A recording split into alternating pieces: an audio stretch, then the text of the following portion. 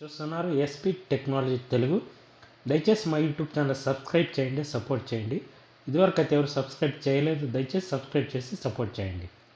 ఈ యొక్క విషయం ఏదంటే, తెలంగాణలో ఏదైతే కొత్త రేషన్ కార్డుకి అప్లై చేశారో, ఎవరు రేషన్ కార్డు లేదో వాళ్ళకి ఒక శుభవార్త అని చెప్పాలి. ఏదంటే కొత్త రేషన్ కార్డులకి అవకాశం ఉంది. ఎవరికైతే రేషన్ కార్డు లేవో వాళ్ళకి కొత్తగా అప్లై చేసుకోవడానికి ఇప్పుడు సర్వరు ఓపెన్ అయింది. వాళ్ళు ఏదైతే డాక్యుమెంట్ ఆధార్ కార్డు కావచ్చు, క్యాస్ట్ సర్టిఫికేట్, ఇన్కమ్ సర్టిఫికేట్ ద్వారా మీ దగ్గరలో ఉన్న మీ సేవా కేంద్రానికి వెళ్ళి మీరు అప్లై చేసుకోవచ్చు.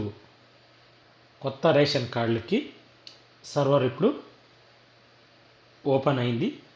ఎవరికైతే రేషన్ కార్డు లేదో వాళ్ళు అప్లై చేసుకోవచ్చు. అట్లాగే రేషన్ కార్డు ఉంటేనే ఏదైతే స్కీమ్స్, గ్యారంటీ స్కీమ్స్ ఉన్నాయో ఆ స్కీమ్స్కి మీరు ఎలిజిబుల్ అవుతారు.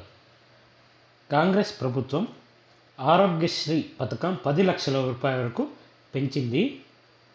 అట్లాగే ఎవరైతే ఇబ్బందులు పడుతున్నారో రేషన్ కార్డు లేని వాళ్ళు నమోదు చేసే అవకాశం కూడా ఇక్కడ రేషన్ కార్డులకి వాళ్ళు నమోదు చేసే అవకాశం కూడా ఇక్కడ ఉంది. వాళ్ళు కోడలి పేరు కావచ్చు, పుట్టిన పిల్లల పేర్లు కూడా మీరు ఇక్కడ యాడ్ చేసుకోవచ్చు.